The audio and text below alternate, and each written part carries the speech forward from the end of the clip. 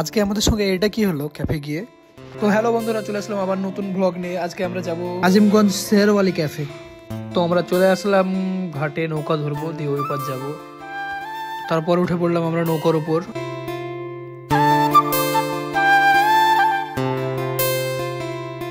নৌকায় ওঠার পর আমরা দূর থেকে দেখতে পেলাম ক্যাফটা। তারপর দেখে খুব এক্সাইটেড হলাম, অনেকটাই কাছে, তাই আমরা রওনা দিলাম।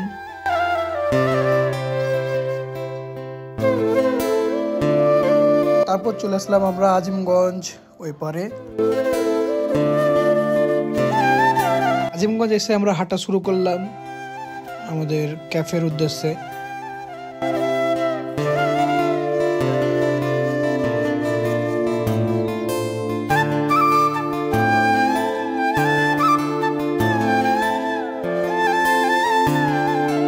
আর একটু গেলেই আমরা পৌঁছে যাব ক্যাফেতে।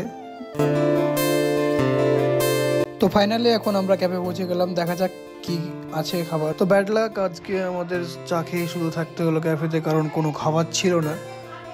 পুরো ক্যাফের ভিউটা তোমরা দেখো, কত সুন্দরভাবে ডেকোরেশন করা।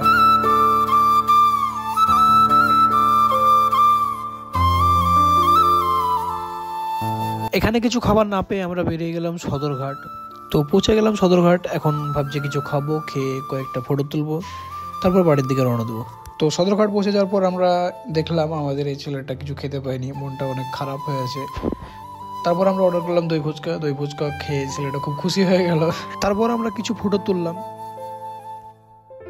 তো ফটো তোলার পর আমরা বেরিয়ে এলাম আমাদের বাড়ির রাস্তায়।